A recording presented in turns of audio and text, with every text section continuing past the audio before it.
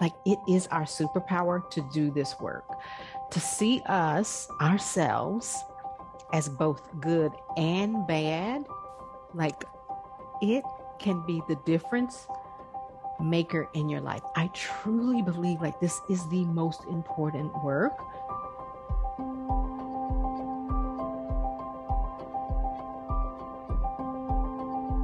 I'm Brooke Johnson. I'm a Master Certified Life Coach, and we're going to talk about accepting your good and bad. I like to call it loving my ugly, but like accepting your good and bad as opposed to I'm either good or bad. Okay. You are both good and bad, and everyone else has good qualities and bad qualities.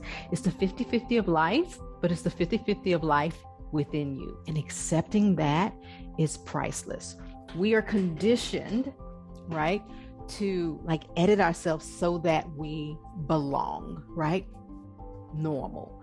What we normally do is either try when we see something in ourselves that we don't like, when we've done something that we don't like, or when there's a trait about us that we don't like, we either try to convince ourselves to get right. Like when you're trying to convince yourself to like change that bad quality of yourself.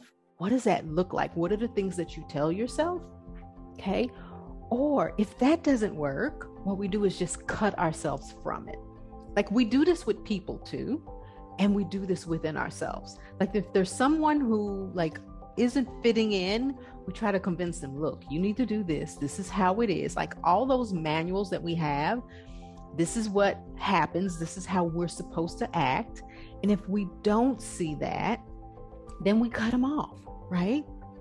Okay, we do the same thing within ourselves. We spend a lot of times ruminating and convince ourselves. Tomorrow, I promise you, you're going to stay on a diet. This is what you're going to do, right? Anybody does that? And if we're not in convincing mode, we just cut ourselves off. Like we don't even acknowledge that part of us. We try to hide that part of us. And this is where the shame comes in. And actually, it does the opposite of what we think it's going to do. When we cut ourselves off from ourselves, when we don't accept the bad part of us, right? Then we live in shame and we play small, because when we're in shame, we don't do the big things. We don't go after the big goals. And then when life happens, those life happening things, obstacles, whatever they are, they go back and like re-up this part of us. And so it is accepting that part that would allow us to go to the big things. Okay. And that's why I say connect. So when we're living in, I'm either good or bad, we try to convince or we cut ourselves off from it. But when we do the opposite, another alternative, which is I am good and bad, then we connect. When we can see ourselves as good and bad, of having good moments and bad moments, of being prepared and unprepared, of being on protocol and being off protocol, of being loving unconditionally and not being, like of showing up fully and not showing up fully. If we can accept all of that as then we connect to ourselves. And this is our power play. Not just go through the motions of doing the model, but understanding where did that thought come from? Why am I thinking that? That's that connection. And that's how you accept your good and your bad. I think that is the gold.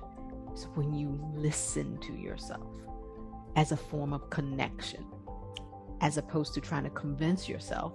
Because when we're trying to convince ourselves, what we're saying is, I need me to change in order to love me. When you connect to yourself, you're saying, I love me right where I am. I don't have to change. And can I tell you something? That's the environment in which change happens.